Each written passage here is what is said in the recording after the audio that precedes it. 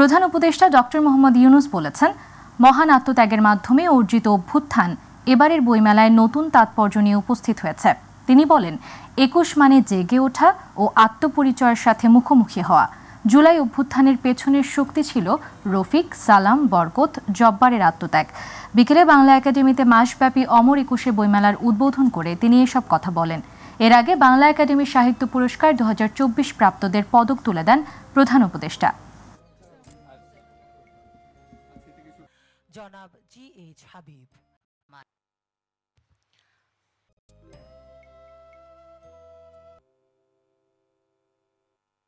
স্বৈরাচারী সরকারের পতন ঘটেছে।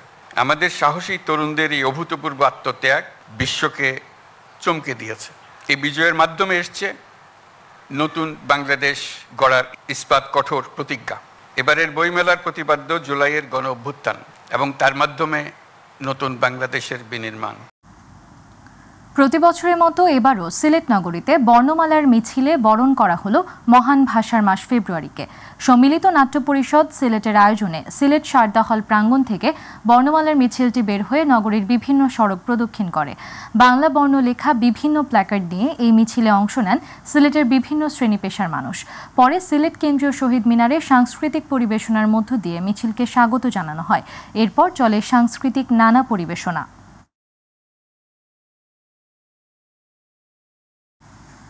জামায়াতে ইসলামীর আমির ডাক্তার শফিকুর রহমান বলেছেন, বিগত সরকারের আমলে সবচেয়ে বেশি নির্যাতন ও অত্যাচারের শিকার হয়েছেন জামায়াতের নেতাকর্মীরা। তবুও জামায়াত আইন হাতে তুলে নিয়ে প্রতিশোধের রাজনীতিতে বিশ্বাস করে না। তিনি বলেন, জামায়াতে ইসলামের নেতাকর্মীরা দেশের মানুষকে ভালোবেসে দেশ গড়ায় অংশ নিতে কাজ করছে। দুপুরে সুনামগঞ্জের সরকারি জুবিলি উচ্চ বিদ্যালয় মাঠে অনুষ্ঠিত সম্মেলনে প্রধান অতিথির বক্তব্যে তিনি এসব কথা বলেন। দেশের সব ধর্মের মানুষের সমান অধিকার আছে মন্তব্য করে আমির বলেন, নৈতিক শিক্ষার মাধ্যমে সম্মান ও ভালোবাসার ভিত্তিতে একটি বৈষম্যহীন সমাজ গড়ে তুলবে জামায়াতে ইসলামী। অতীতে যেটা হয়েছে তার সাক্ষী আমরা অতীত নিয়ে পড়ে থাকতে চাই না, কামড়িও করতে চাই না। তবে এই সমাজে যারা মানুষ খুন করেছে তাদের অবশ্যই বিচার হতে হবে। গণহত্যা মানবতার বিচার হতে হবে এবং যাদেরকে গুম করা হয়েছিল এবং এখনো গুম করে রাখা হয়েছে, এ দুটি অপরাধের অবশ্যই বিচার হওয়া লাগবে। বাকিগুলোর বিচার আস্তে আস্তে হোক, আমাদের আপত্তি নেই, কিন্তু অগ্রাধিকার দিয়ে এই দুইটার বিচার করা লাগবে। এটা এই কারণে প্রতিশোধ নেওয়ার জন্য নয়, বরঞ্চ মানব সমাজকে কলঙ্ক মুক্ত করার জন্য।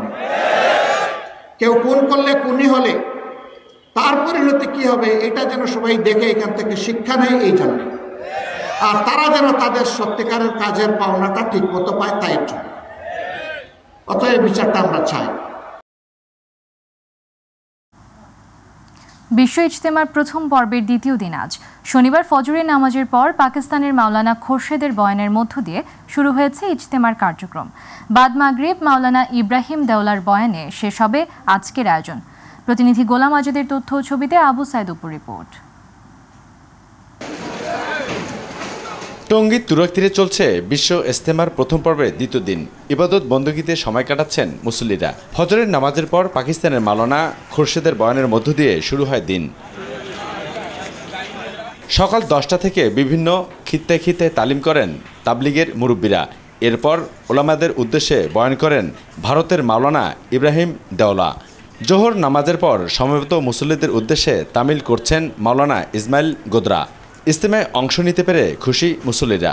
এখানে এই বিষয়টি আলোচনা হয়, সাহাবায়ে কেরাম দিনের পর কীভাবে চলছেন, আমরা তাদের জিন্দেগি অনুসরণ করে বাস্তব জীবনে এটা প্রয়োগ করবো, আমরা নিজেরা শিখবো, অপরকে শেখাবো। গোটা বিশ্বের মুসলিম কীভাবে সংশোধন হয়ে যায়, আল্লাহর পথে আসে, দিনদার হয়ে যায়, নামাজি হয়ে যায়, এটা একটাই ফিকির। ইজতেমার ময়দানে আসে একত্রিত হওয়া, উদ্দেশ্য সারা পৃথিবীর মানুষ কিভাবে জাহান্নাম থেকে বাঁচতে পারে, জান্নাতে যাইতে পারে। আমাদের মাধ্যমে মুরব্বীদের কাছ থেকে যে বয়ান শুনবে বা যা হবে ইনশাল্লাহ আগামী 1 বছর সারা বিশ্বে এগুলো ছড়িয়ে দিবে। ওলামায়ে কেরামের কাছ থেকে যেগুলো তাদের ভুল আছে এই ভুলগুলো তারা নিজেরা সংশোধন করে নেবে। আগামীকাল সকাল 9টার মধ্যে আখেরি মোনাজাতের মাধ্যমে শেষ হবে প্রথম পর্বের বিশ্ব ইজতেমা। আগামীকাল অর্থাৎ ইজতেমার প্রথম ধাপের শেষ দিন ফজরের পর থেকেই হেদায়েতি বয়ান হবে, অর্থাৎ যেনারা এখান থেকে 40 দিন 4 মাসের জন্য আল্লাহ পাকের রাস্তায় বের হচ্ছেন তাদের দিক নির্দেশনামূলক বক্তব্য, এরপরে কিছু নসিহতমূলক কথার পরে ইনশাআল্লাহ আখিরি মর্যাদা সম্পূর্ণ হবে। আখিরি মর্যাদা পরিচালনা করবেন আমাদের মাওলানা জুবায়ের সাহেব দামাত বরকতুহুম। প্রথম পর্বের ইজতেমার আখিরি মোনাজাতের জন্য সব ধরনের প্রস্তুতি সম্পন্ন হয়েছে বলে জানিয়েছেন পুলিশ। আগামীকালকে আখেরি মোনাজাতের সময় আমরা ভোগড়া বাইপাসে ডাইভার্ট করে দিব, আমরা দৌড়ের এখানে ডাইভার্ট করে দিব, আমরা 300 বোর্ডের এখানে ডাইভার্ট করে দিব। এই 2-3 জায়গায় যখন আমরা গাড়িগুলো ডাইভার্ট করে দেব, এই মাঝখানে ইজতেমার যে অঞ্চলটুকু সেখানে গাড়ি মুক্ত থাকবে, যানবাহন মুক্ত থাকবে, মানুষ পায়ে হেঁটে যেন এই জায়গায় এসে নিরাপদে ইজতেমার আখিরি মোনাজাতে শরিক হতে পারে সেই ব্যবস্থাটি আমরা করব। আর এদিকে ইজতেমায় অংশ নিতে এসে এখন পর্যন্ত 3 জনের মৃত্যু হয়েছে। 3 ফেব্রুয়ারি দ্বিতীয় ধাপে শুরু হয়ে 8 দিন বিরতি দিয়ে 14 ফেব্রুয়ারি তৃতীয় ধাপে বিশ্ব ইজতেমার আয়োজন করবেন 7 অনুসারীরা। অবশ্যই দপু, মাই টিভি। দর্শক, এই মুহূর্তে ইজতেমা ময়দান থেকে সবশেষ খবর জানাচ্ছেন প্রতিনিধি গোলাম আজাদ। জি ধন্যবাদ আপনাকে। আপনি যেমনটা জানতে চেয়েছিলেন ইজতেমা ময়দান পরিস্থিতি নিয়ে, তো আমি এখন রয়েছি কামারপাড়া ব্রিজের উপরে। তো আমি যদি আপনার মাধ্যমে মাই টিভির দর্শকদের একটু দেখাতে যাই, তো এখানে যে ইজতেমার মধ্যে যে মুসল্লিরা অবস্থান নিচ্ছেন তারা বিভিন্ন এখন বয়ানে মশগুল হয়ে রয়েছেন এবং বিভিন্ন শিক্ষা নিচ্ছেন, ইসলামী এই দীক্ষা নিয়ে তারা এই পার্থিব জীবনে তারা কীভাবে বাকি সময়টা কাজে লাগাবেন সেই শিক্ষায় তারা গ্রহণ করছেন এবং মুরব্বীদের পরামর্শে তারা বাকি জীবনটা চলবেন বলে আমাদেরকে জানিয়েছেন। এছাড়া এই পর্বের প্রথম পর্বে 2 ভাগের ইজতেমা, তো আগামীকালকে প্রথম ভাগে আখির মুনাজাত সকাল 9টায় অনুষ্ঠিত হওয়ার কথা রয়েছে এবং এই মুনাজাতটা পরিচালনা করবেন মাওলানা জুবায়ের সাহেব। তো এই মুনাজাতকে কেন্দ্র করে গাজীপুর মেট্রোপলিটন পুলিশের ট্রাফিক বিভাগের পক্ষ থেকে কিছু ব্যবস্থা নেওয়া হয়েছে যাতে মুসল্লিরা খুব সহজেই এই ইজতেমা ময়দানে এসে বা এর আশেপাশে এসে মুনাজাতে অংশগ্রহণ করতে পারে। এছাড়া গাজীপুর মেট্রোপলিটন পুলিশের পক্ষ থেকে 7,500-এর অধিক আইনশৃঙ্খলা রক্ষাকারী বাহিনী এই ইজতেমা ময়দান এবং এর আশেপাশে নিয়োজিত রয়েছেন যাতে মুসল্লিরা এই ইজতেমায় এসে নির্বিঘ্নে ইজতেমা শেষ করে মুনাজাতের মাধ্যমে শেষ করে তারা নির্বিঘ্নে তাদের বাড়ি বা গন্তব্যের উদ্দেশ্যে যেতে পারেন। এই ছিল গাজীপুরের টঙ্গী কামারপাড়া এলাকা থেকে আমার কাছে সর্বশেষ তথ্য। গোলাম আজাদ, আপনাকে ধন্যবাদ। দর্শক, শুরু হয়েছে মাসব্যাপী অমর 21শে বইমেলা। প্রথম দিনের খবর জানাতে এই মুহূর্তে মেলা প্রাঙ্গণ থেকে যুক্ত হচ্ছেন সহকর্মী সাইদুর রহমান আবির। আবির, প্রথম দিনে অমর 21শে বইমেলার ক্রেতা সমাগম ও স্টলগুলোর কেমন পরিস্থিতি দেখছেন আমাদের জানাবেন। আমাতুল, আপনি জানেন যে আমাদের দর্শকরাও জানে যে ঠিক কিছুক্ষণ আগেই অর্থাৎ আধ ঘন্টা আগের আনুষ্ঠানিকতা শেষ হলো উদ্বোধনী অনুষ্ঠানের। অন্তর্বর্তীকালীন সরকারের প্রধান উপদেষ্টা ডক্টর মোহাম্মদ ইউনুস তিনি সশরীরে এই বাংলা একাডেমি প্রাঙ্গণে এসে সেই উদ্বোধনী অনুষ্ঠানে অংশ নিয়ে প্রধান অতিথি হিসেবে অংশ নিয়ে তিনি এখানে একটি যে আনুষ্ঠানিকতা রয়েছে সেগুলো সম্পন্ন করেছেন এবং তারপরে আনুষ্ঠানিকভাবে এই অমর 21শে বইমেলার উদ্বোধন ঘোষণা করেছেন। তারপরেই কিন্তু উনি বেশ কয়েকটি বাংলা একাডেমি প্রাঙ্গণে বেশ কয়েকটি স্টল ঘুরে দেখেছেন এবং যারা এখানে এসেছেন পাঠক পাঠিকা এবং যারা ব্যবসা করছেন অর্থাৎ মূলত প্রতি বছর যারা এই স্টলগুলো পরিচালনা করেন, বিভিন্ন ধরনের বইয়ের সাজে সজ্জিত করেন এই বইমেলা, তাদের সাথেও কথা বলেছেন, উৎসাহ জুগিয়েছেন যাতে এই বইমেলাটি একটি মাস যাতে খুব ভালোভাবে উদযাপন করতে পারে দেশের মানুষ, সর্বস্তরের মানুষ, বিশেষ করে যারা বই প্রেমী রয়েছে। আর আপনি জানেন যে আপনার মাধ্যমে দর্শকদের এবারে জানাতে চাই সেটি হচ্ছে এবারের বইমেলায় কিন্তু যেমনি আয়তনও বেড়েছে তেমনি স্টলের সংখ্যাও বেড়েছে এবং প্রকাশনের সংখ্যাও বেড়েছে। আপনি জানেন যে বরাবরই কিন্তু বাংলা একাডেমি প্রাঙ্গণ কিন্তু এই বইমেলার মূল প্রাঙ্গণ, তারপরে কিন্তু বাংলা একাডেমির যে অপর পাশে সোহরাওয়ার্দী উদ্যান রয়েছে সেই সোহরাওয়ার্দী উদ্যানেই কিন্তু বেশ কয়েক শত স্টল তৈরি করা হয় এবং সেখানে বিভিন্ন ধরনের বইয়ের সমারোহ ঘটে এবং পাঠক পাঠিকারা বেশ কিন্তু ভিড় জমায়। এবারও দেখতে পাচ্ছেন যে আজকে ঠিক 4টা সাড়ে 4টার দিকে 4:30টার দিকে অন্তর্বর্তী সরকারের প্রধান উপদেষ্টা তিনি এর আনুষ্ঠানিকতা শেষ করেছেন। অতএব এই আধ ঘন্টা 40 মিনিটের মধ্যেই কিন্তু সোহরাওয়ার্দী উদ্যানের যে স্টলগুলো রয়েছে বইয়ের, সেখানে কিন্তু দর্শকদের এবং যারা পাঠক পাঠিকা রয়েছে তাদের এবং বই প্রেমীদের বিভিন্ন তরুণ তরুণী শিশু থেকে শুরু করে বৃদ্ধ পর্যন্ত সকলের কিন্তু উপস্থিতি ঘটা শুরু করেছে। ইতিমধ্যে আপনি দেখতে পাচ্ছেন যে আমার পেছনে এবং চারপাশে সর্বস্তরের দর্শনার্থীদের এবং বিভিন্ন বয়সের মানুষের তাদের কিন্তু এই যে বই প্রেমী রয়েছেন, যাদের পাঠক পাঠিকা রয়েছেন এবং যারা এই অমর 21শে বইমেলা ঘিরে যাদের এই প্রতি বছরের মতো একটি অন্যরকম ইচ্ছে থাকে, লক্ষ্য থাকে, সেই লক্ষ্য পূরণে ইচ্ছা পূরণেই কিন্তু তারা এই সোহরাওয়ার্দী উদ্যানের যে বইমেলা প্রাঙ্গণ রয়েছে সেখানে কিন্তু এসেছেন। আমাদের ঠিক উল্টো পাশেই বাংলা একাডেমির বইমেলার মূল প্রাঙ্গণ, সেখানে আমরা গিয়েছিলাম। পরবর্তী সংবাদে সেখানের তথ্য আমরা জানাতে পারবো। অর্থাৎ আরেকটি বিষয় আপনাকে জানিয়ে রাখি, প্রস্তুতি এর আগেই গতকালকে শেষ হয়েছে, কিন্তু এখন আমরা যেটি দেখতে পাচ্ছি যে এখনও দর্শনার্থীদের এবং পাঠক পাঠিকা যারা রয়েছেন বইপ্রেমী তারা আসবেন এবং যে ছোট ছোট সড়কগুলো রয়েছে এই স্টলের পাশ দিয়ে এবং স্টলের মাঝখান দিয়ে যে ছোট ছোট সড়কের কাজগুলো কিন্তু এখনও অনেকটা শেষ দিকে, কিন্তু সেই কাজগুলোও চলছে। আরেকটি হচ্ছে বাংলা একাডেমি ঘিরে এবং এই সোহরাওয়ার্দী উদ্যান ঘিরে যে আপনার টিএসসি থেকে একটি প্রবেশদ্বার রয়েছে, আরেকটি হচ্ছে দোয়েল চত্বর থেকে। এই দুই প্রবেশদ্বারেই কিন্তু আমরা আইনশৃঙ্খলা বাহিনীর উপস্থিতি দেখেছি এবং আইনশৃঙ্খলা বাহিনীর অবস্থান খুব কঠোর দেখা গেছে, যাতে কোনোভাবে এই অমর 21শে বইমেলা নিয়ে কোনো ধরনের অপ্রীতিকর কোনো পরিস্থিতির সৃষ্টি না হয়। তো এই অমর 21শে বইমেলা থেকে আজকের প্রথম দিনে 1 ঘন্টা আগের আনুষ্ঠানিকভাবে উদ্বোধন হয়েছেন এবং সেই সময়ের সাথে তাল মিলিয়ে ঢল নামছে পাঠক পাঠিকাদের, ঢল নামছে বই প্রেমীদের। এই ছিল আমার কাছে সবশেষ। পরবর্তী সংবাদে আরও আপডেট জানাতে পারবো। আমাদের আবির, আপনাকে ধন্যবাদ। দর্শক, বইমেলা প্রাঙ্গণ থেকে সরাসরি যুক্ত ছিলেন সহকর্মী এস এম আবির। আশুলিয়ায় ছাত্র জনতার আন্দোলনের সময় নিহত 3 জনের পরিচয় শনাক্তে ও মামলার সুষ্ঠু তদন্তের স্বার্থে আদালতের নির্দেশে কবর থেকে মরদেহ উত্তোলন করা হয়েছে। দুপুরে আশুলিয়ার সহকারী কমিশনার ভূমি সাদিয়া আক্তারের নেতৃত্বে দক্ষিণ বাইপাইল, পাবনার টেক উত্তরপাড়া ও বগাবাড়ি আমতলা এলাকার 3টি কবর থেকে জাহিদুল ইসলাম সাগর, আশু সাবুর, আবুল হোসেনের মৃতদেহ উত্তোলন করা হয়। মৃতের পরিবারের সদস্যরা জানায় 5ই আগস্ট আশুলিয়া বাইপাইল এলাকায় বৈষম্য বিরোধী ছাত্র আন্দোলনে গিয়ে তারা গুলিবিদ্ধ হয়। স্থানীয়রা তাদের উদ্ধার করে বিভিন্ন হাসপাতালে ভর্তি করলে সেখানে তাদের মৃত্যু হয়। ধরার পরে কই যে আমার কাকার ফোন আপনার কাছে, এই ফোন যার উনি না গুলি খাইছে। আমি নিজে থেকে আমার ভাইয়ের লাশ শনাক্ত করে আমরা আমাদের পোস্টমর্টমের জন্য মানে সরকারের যে নিয়ম বিধি আছে সেই অনুযায়ী আমার ভাইয়ের লাশ পোস্টমর্টম করার জন্য লাশ উত্তোলন করে এখন ময়নাতদন্তের জন্য ঢাকায় যাবে। ভিকটিমের যে বাদী অর্থাৎ তার ভাই নিজে এসে লাশ শনাক্ত করেছেন, কবর শনাক্ত করেছেন। এখন সিআরপিসি 174 to 176 এর ধারা অনুযায়ী বিধিবিধান মেনে সকল কার্যক্রম সম্পন্ন করা হয়েছে, সুরতহাল করা হয়েছে। এখন সুরতহাল শেষে এটা ময়নাতদন্তের জন্য পাঠানো হচ্ছে। দীর্ঘদিন সংস্কারের অভাবে চলাচল অনুপযোগী হয়ে পড়েছে সাতক্ষীরা শ্যামনগর আঞ্চলিক মহাসড়ক।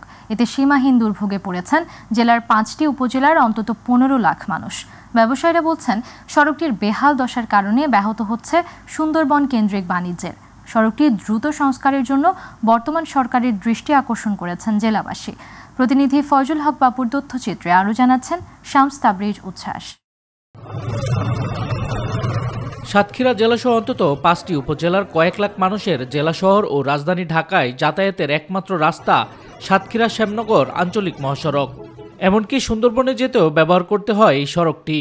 তবে দীর্ঘ 2 যুগেরও বেশি সময় ধরে মেরামত করা হয়নি এই সড়কটি। ফলে সড়কটির বিভিন্ন স্থানে উঠে গেছে কার্পেটিং, কোথাও সৃষ্টি হয়েছে খানাখন্দ। ঝুঁকি নিয়ে হেলেদুলে চলাচল করছে যানবাহন। সড়কটি সর্বশেষ সংস্কার করা হয় 2000 সালে। উন্নয়নের ছোঁয়া না লাগায় 62 কিলোমিটার দীর্ঘ সড়কটি বর্তমানে বেহাল দশা।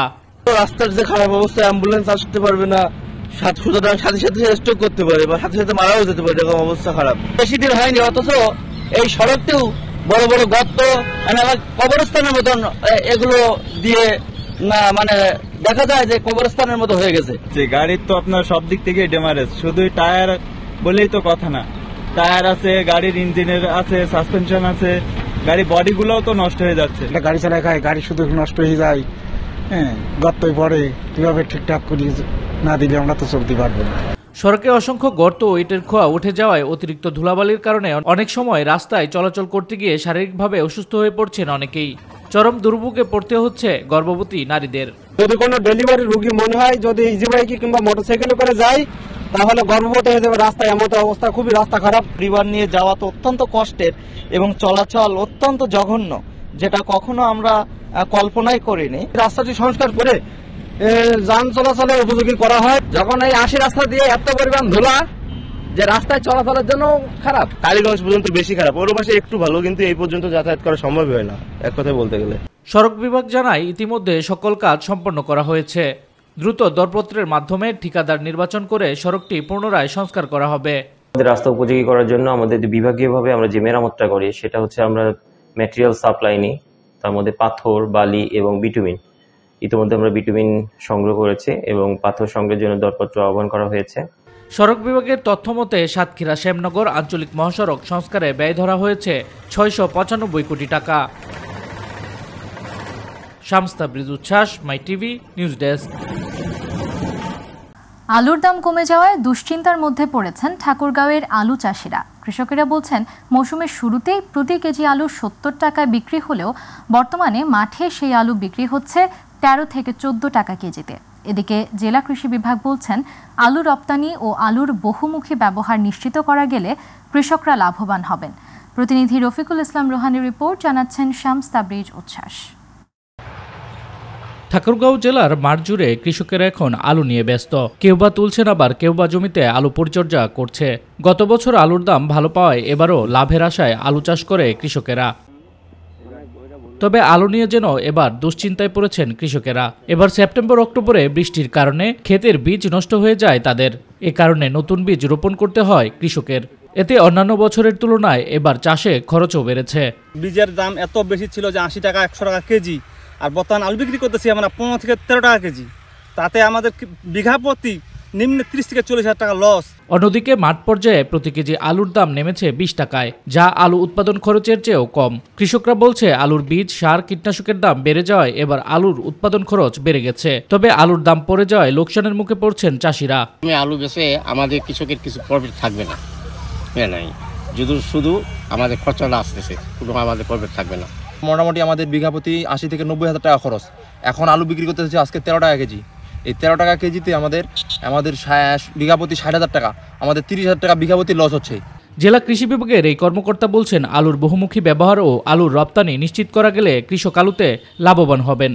যেহেতু সারা দেশে আলু চাষ এবার ব্যাপকভাবে বৃদ্ধি পেয়েছে, সেক্ষেত্রে আমি বলবো যে আলু ফসলের যদি আমরা রপ্তানি বৃদ্ধি করতে পারি, রপ্তানি এবং আলুর বহুবিধ ব্যবহার নিশ্চিত করতে পারি, তাই সেক্ষেত্রে হয়তোবা আলুর দাম কৃষকদের প্রত্যাশা অনুযায়ী না হলেও কৃষকরা লাভবান হবেন।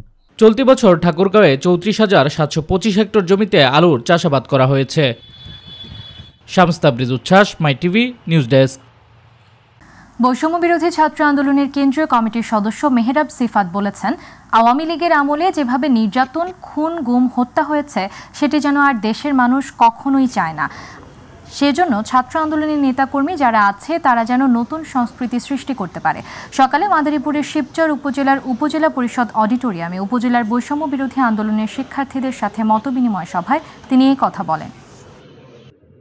তো সেই জায়গা থেকে বৈষম্যবিরোধী ছাত্র আন্দোলন এই দায়িত্ব নিজেরা গ্রহণ করেছে যে তারা সারা দেশের উপজেলা পর্যায়ে গিয়ে এই আন্দোলনের স্পিরিটকে পুনরুজ্জীবিত করবে এবং এই আন্দোলনের পরবর্তী ধাপ কী হতে পারে, কীভাবে আমরা এই আন্দোলনকে সামনে জারি রাখতে পারি এবং নতুন বাংলাদেশ আমাদের পরবর্তী প্রজন্মকে উপহার দিতে পারি, সেই জন্য আমরা উপজেলা পর্যায়ে সবাইকে দিক নির্দেশনা দেওয়ার জন্য এবং সংগঠিত করার জন্য এসেছি।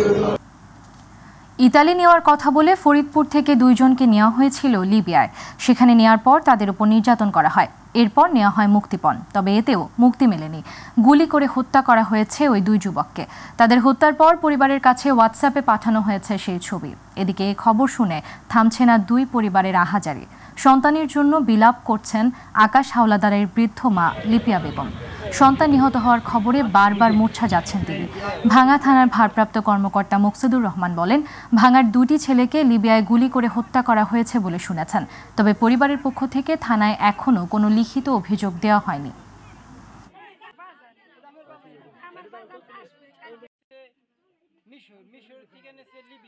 লিবিয়া নিয়ে 1 মাস পরে আর গেম দিয়েছে, বললো গেম দেবো। আমার ছেলে ফোন করে বললো, আব্বা আজকে আমাদের গেম দেবে। তা আমাদের মোবাইল যখন আর নিয়ে যাবে লাগছে, আমি তার কথা বলার সময় পাবো না, আমার জন্য দোয়া করো। আমরা তো ওই আশাই আছি যে আমার ছেলে যখন গেম দিবে, আমার ছেলে হয়তো আজকে চলে যাবে। আমরা যতটুকু সম্ভব রোজা নামাজ করে দোয়া খাই। বরগুনায় অপসারণ করা হচ্ছে বঙ্গবন্ধু নৌকা জাদুঘরটি। স্থানীয় সচেতন মহল জানিয়েছে এটি পরিত্যক্ত অবস্থায় থাকার কারণে ডাস্টবিনে পরিণত হয়েছে। তবে নির্মাণ নিয়ে রয়েছে নানা বিতর্ক। জানা যায় এটি সাবেক জেলা প্রশাসক মোস্তান বিল্লাহ বিভিন্ন ইটভাটা ও সরকারি বেসরকারি প্রতিষ্ঠান থেকে টাকা সংগ্রহ করে নির্মাণ করেছিলেন। এটি সরকারি অর্থায়নে নির্মিত হয়েছে কিনা সে বিষয়ে কোনো প্রামাণ্য নথি পাওয়া যায়নি। এখানে আগে দর্শনার্থী আসত, কিন্তু এখন এটি একেবারে পরিত্যক্ত। দীর্ঘদিন ধরে অযত্নে পড়ে থাকায় এই জাদুঘর পরিণত হয়েছিল আবর্জনার স্তূপে।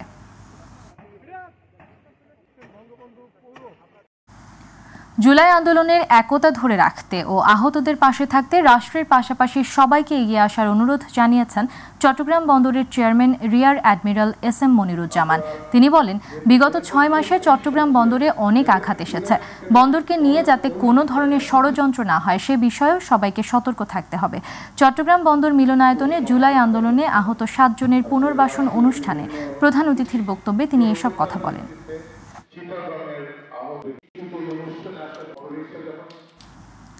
চট্টগ্রামে বিএনপির 31 দফা শীর্ষক মুক্ত আলোচনার আয়োজন করেছে EPZ থানা ও 39 নং ওয়ার্ড বিএনপি।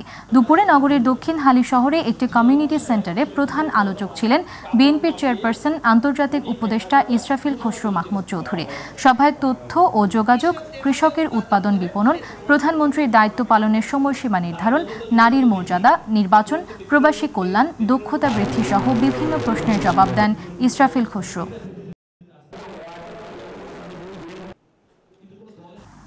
চট্টগ্রাম বোয়ালখালীতে কৃষক জনগোষ্ঠীকে সংগঠিত করার লক্ষ্যে কৃষক সমাবেশ অনুষ্ঠিত হয়েছে।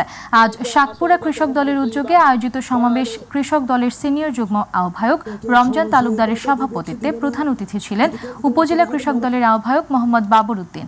এ সময় প্রধান বক্তা ছিলেন আহুল্লা করলডেঙ্গা ইউনিয়ন বিএনপি সাধারণ সম্পাদক আবুল বশির চৌধুরী সহ অন্যরা।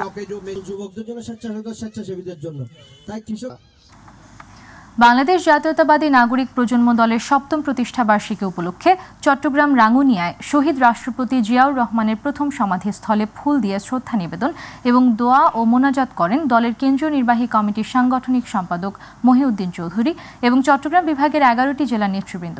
এ সময় বক্তারা বলেন, সর্বোচ্চ চেষ্টা করেছিলেন শহীদ রাষ্ট্রপতি জিয়াউর রহমানের মাজার সরানো এবং ইতিহাসের পাতা থেকে মুছে ফেলার জন্য, কিন্তু পারেননি, কারণ বিএনপি দেশ এবং সাধারণ মানুষের জন্য কাজ করে সব সময়।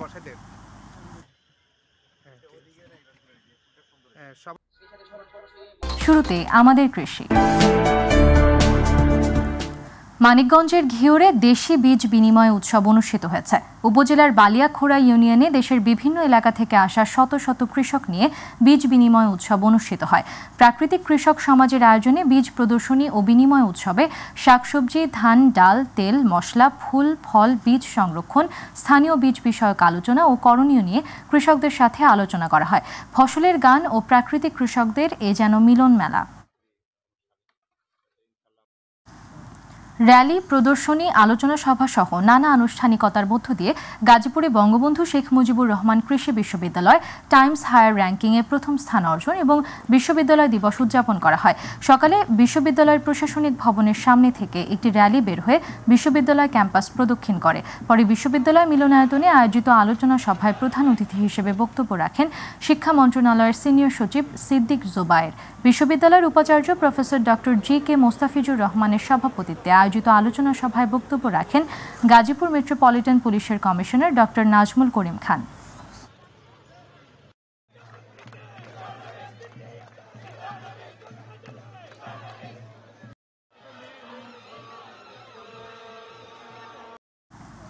গাজীপুরের কাশিমপুর থেকে ইয়াবা সহ 4 নারী মাদক কারবারিকে গ্রেফতার করেছে পুলিশ।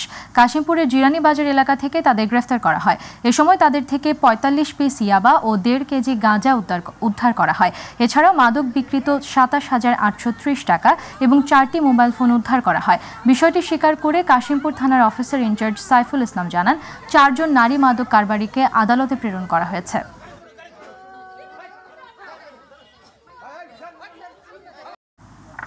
চাঁদপুরের মতলব উত্তরে গোয়েন্দা সংস্থার ডিবি সদস্য পরিচয় ডাকাতির চেষ্টাকালে 3 জনকে আটক করেছে স্থানীয়রা। এ সময় তাদের কাছ থেকে একটি মিনি ট্রাকও উদ্ধার করা হয়। শনিবার সকালে উপজেলার ঠাকুরপাড়া গ্রামে এ ঘটনা ঘটে। আটককৃতদের পুলিশের কাছে সোপর্দ করা হয়েছে। মতলব উত্তর থানার এসআই দেলোয়ার হোসেন সহ সঙ্গীয় ফোর্স তাদের আটক করে থানায় নিয়ে যান। মতলব উত্তর থানার ওসি রবিউল হক বলেন, অভিযোগ পেলে আটককৃতদের বিরুদ্ধে আইনি ব্যবস্থা গ্রহণ করা হবে।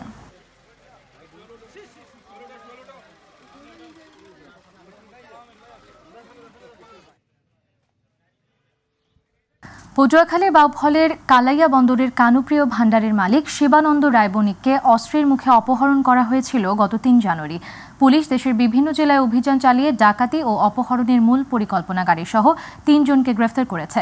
এ সময় অপহরণে ব্যবহৃত একটি ইঞ্জিন চালিত ট্রলারও জব্দ করা হয়। গতকাল মামলার তদন্তকারী অফিসার ও বাউফল থানার পুলিশ পরিদর্শক আতিকুল ইসলাম গণমাধ্যম কর্মীদের এসব তথ্য জানিয়েছে। ফেব্রুয়ারিতে আওয়ামী লীগ ঘোষিত কর্মসূচির প্রতিবাদে বিক্ষোভ মিছিল ও প্রতিবাদ সমাবেশ করেছে দক্ষিণ মহানগর বিএনপি। দুপুরে নতুন বাজার দলীয় কার্যালয় থেকে বিএনপির সহ সাংগঠনিক সম্পাদক আবু ওয়াহাব আকন্দের নেতৃত্বে মিছিল বের হয়ে প্রধান সড়ক প্রদক্ষিণ করে। মিছিলে তারা আওয়ামী লীগ বিরোধী বিভিন্ন স্লোগান দেয়। এ সময় মহানগর বিএনপির যুগ্ম আহ্বায়ক রতন আকন্দ, দক্ষিণ জেলা ছাত্রদলের সভাপতি মাহবুবুর রহমান রানা সহ বিএনপি ও অঙ্গ সংগঠনের নেতাকর্মীরা অংশগ্রহণ করে। কুমিল্লার 14 গ্রামে কাশীনগর ইউনিয়ন উত্তর ও দক্ষিণ জাতীয়তাবাদী যুবদলের দ্বিবার্ষিক সম্মেলন অনুষ্ঠিত হয়েছে। এতে প্রধান অতিথি ছিলেন 14 গ্রাম উপজেলা বিএনপির সভাপতি কামরুল হুদা। অনুষ্ঠানে উদ্বোধক ছিলেন 14 গ্রাম উপজেলা বিএনপির সহ সভাপতি শওকত আলী বাবু। প্রধান বক্তা ছিলেন উপজেলা যুবদলের আহ্বায়ক জামাল উদ্দিন মামুন। বিশেষ বক্তা ছিলেন উপজেলা যুবদলের 1 নং যুগ্ম আহ্বায়ক আবুল হাসনাত মিয়া জোবাইর ও 14 গ্রাম উপজেলা যুবদলের সদস্য সচিব শাহনেওয়াজ মজুমদার।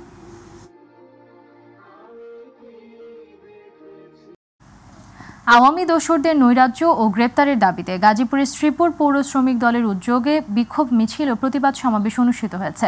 এ সময় শ্রীপুর উপজেলা শিল্পাঞ্চল শ্রমিক দলের সাবেক সাধারণ সম্পাদক রেজাউল করিম মৃধার সঞ্চালনায় ও শ্রীপুর পৌর শ্রমিক দলের সাবেক সাংগঠনিক সম্পাদক স্বপন আহমেদের সভাপতিত্বে বক্তব্য রাখেন উপজেলা শ্রমিক দলের সাবেক সভাপতি বাচ্চু মিয়া, শ্রীপুর পৌর শ্রমিক দলের সিনিয়র যুগ্ম সম্পাদক শেখ মোহাম্মদ শহীদুল ইসলাম।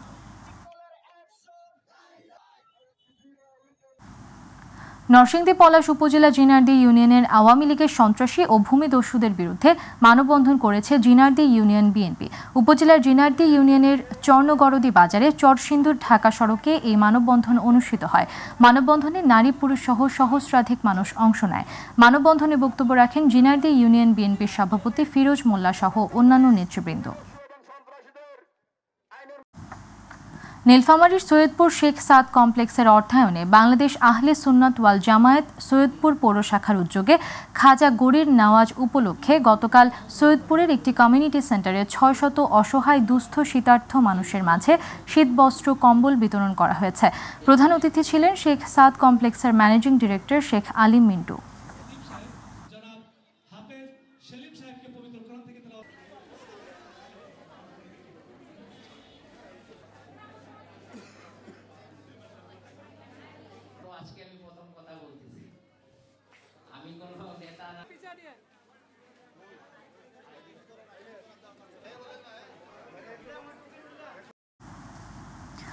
মহান শহীদ দিবস ও আন্তর্জাতিক মাতৃভাষা দিবস উদযাপন উপলক্ষে লিঙ্গুইস্টিক অলিম্পিয়াডের আয়োজন করা হয়েছে।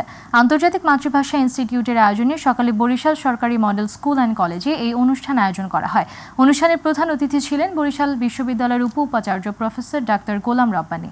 আন্তর্জাতিক মাতৃভাষা ইনস্টিটিউটের পরিচালক অধ্যাপক ডক্টর মোহাম্মদ আসাদুজ্জামানের সভাপতিত্বে বিশেষ অতিথি ছিলেন মাধ্যমিক ও উচ্চ শিক্ষা পরিচালক প্রফেসর ওমর ফারুক, জেলা প্রশাসক কার্যালয়ের উপপরিচালক গৌতম বারৈ সহ অন্যান্যরা।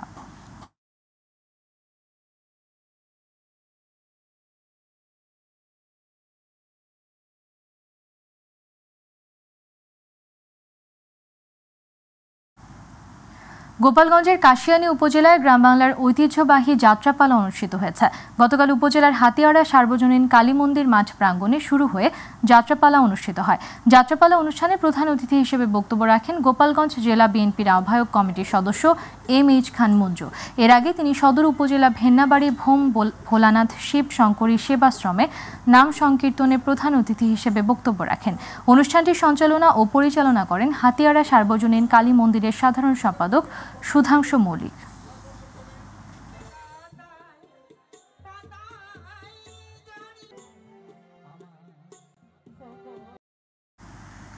ব্রাহ্মণবাড়িয়া স্বর্গীয় জ্যোৎস্না রানী পাল স্মৃতি ফাউন্ডেশনের উদ্যোগে মেধাবৃত্তি প্রদান অনুষ্ঠান অনুষ্ঠিত হয়েছে।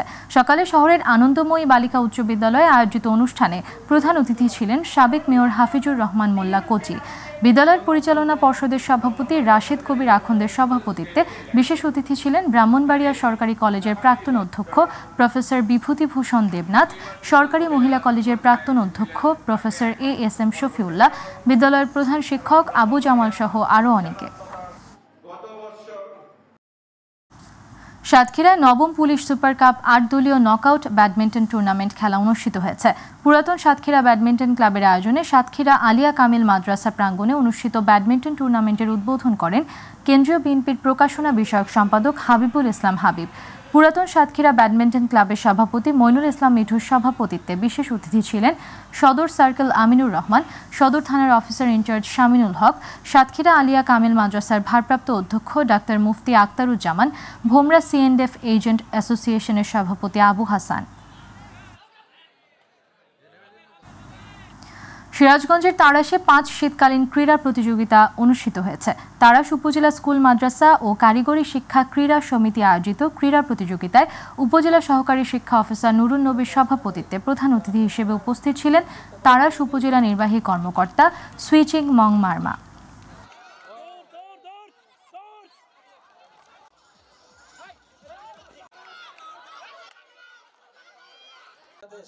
বাংলাদেশ থেকেও কমনওয়েলথ গেমস থেকে শুরু করে এশিয়ান গেমস, তারপরে এই যে অ্যাথলেটিক্স বিভিন্ন প্রতিযোগিতায় বাংলাদেশ থেকেও অনেক প্রতিযোগী অংশগ্রহণ করে।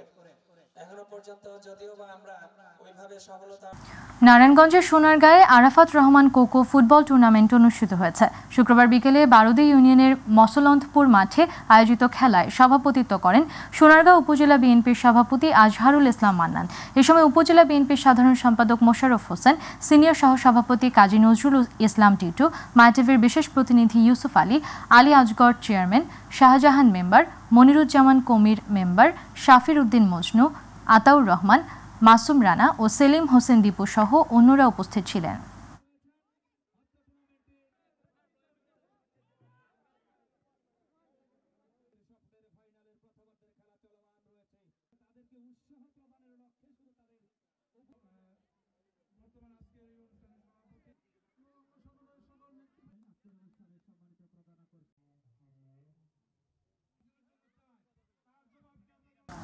সংবাদ শেষ করব চাঁপাইনবাবগঞ্জের নতুন ধানের পিঠার খবর দিয়ে।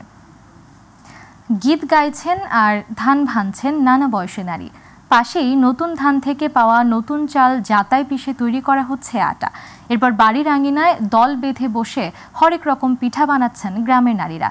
অগ্রহায়ণে নতুন ধান উঠলে বাড়ি বাড়ি গিয়ে শিক্ষার্থীদের তুলে আনা ধান থেকে তৈরি করা হয় এসব পিঠা পায়েস। প্রতিনিধি মনিরুল ইসলাম দোয়েলের তথ্যচিত্রে আরও জানাচ্ছেন ইলিয়াস কমল।